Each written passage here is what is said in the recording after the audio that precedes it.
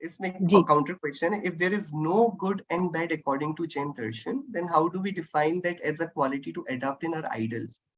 Good and bad, बहुत Jainism का यही सबसे गजब का, मतलब विश्व को जो सबसे बड़ी दौलत जैन दर्शन ने दी है वो ये दी है कि इसने पुण्य और पाप को एक कटघरे में लाकर खड़ा कर दिया है। जैसे हम मेले में जाते हैं, झूला होता है, उसमें एक नाव ड्रैगन होती है, वो ऐसा जाता है बहुत ऊपर तक, ऐसा जाता है बहुत ऊपर तक, ऐसा जाता है बहुत ऊपर तक। तो आपको पता है उसका रूल क्या है? जो इस साइड बहुत ऊपर तक जाएगा ना, ऑटोमेटिकली क्या होगा वो उस साइड भी बहुत ऊपर तक जाएगा।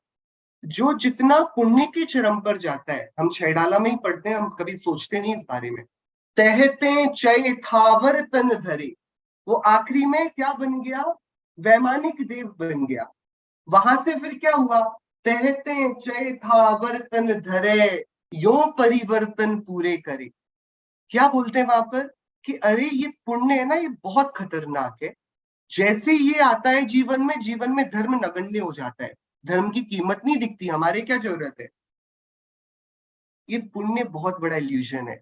इसलिए जैन दर्शन का सबसे बड़ा प्रमेय है पुण्य और पाप को एक कटघरे में खड़ा करा, कि कहीं पर भी, क्योंकि हमारा मान रहे कौन है ना, किसी ने एक व्यक्ति को मारा और किसी ने एक को बचाया, बराबर। इन दोनों में से कौन बड़ा है? मारने वाले से बचाने वाला बड़ा होता है ना, होता है कि नहीं?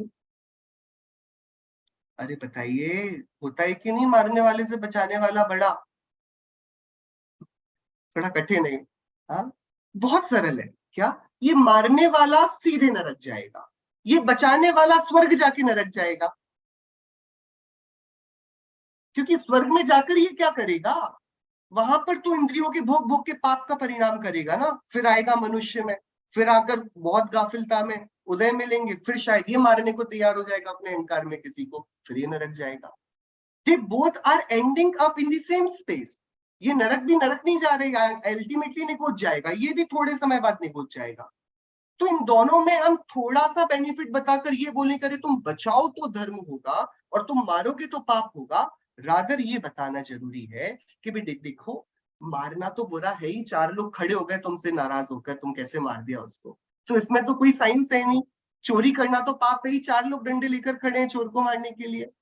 हाँ, तुम बुरा बोलोगे तो कौन अच्छा मानेगा? पाप तो बुरा है ही, लेकिन पुण्य करके भी सॉल्यूशन कहाँ निकल रहा है?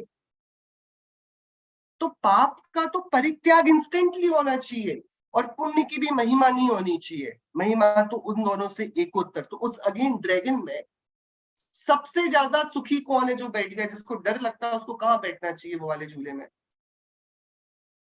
आप बताएंगे? कि केंद्र में, सबसे बीच में बैठ जाओ। आप जितने केंद्र के समीप होगे, आप उतने, तो मुनिराज यही तो कर रहे हैं, वो स्वरूप के जितने समीप है वो उतना उतना उनके उतने ही शुभ भाव हो रहे हैं। अब उनके इतने ज्यादा शुभ भाव भी नहीं है चलो हम प्रवचन देकर आ जाएं, थोड़ा हुआ तो वहीं पर ताड़पत्रों में से कुछ लिखकर बस बैठ गए।